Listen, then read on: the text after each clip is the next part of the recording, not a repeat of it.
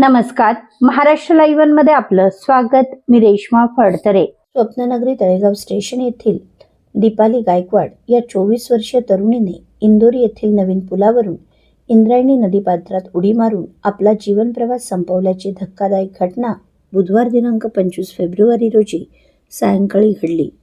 याबाबत पोलिसांनी दिलेल्या माहितीनुसार सायंकाळी एका तरुणीने पाण्यात उडी मारल्याची माहिती मिळताच इंदोरी पोलीस चौकीचे पोलीस उपनिरीक्षक प्रशांत रेळेकर व टीम तात्काळ घटनास्थळी दाखल झाली.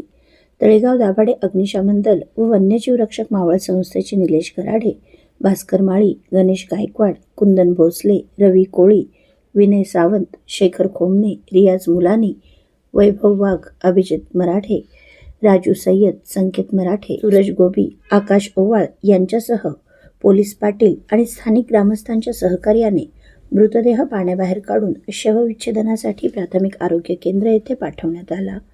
तरुणीने हे टोकाचे पाऊल का उचलले याचा शोध तळेगाव MIDC पोलीस घेत आहेत.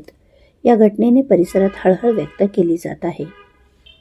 आपल्या परिसरातील घडामोडी जाणून घेण्यासाठी महाराष्ट्र लाईव्ह सबस्क्राईब करा व बेल आयकॉन प्रेस करायला विसरू नका.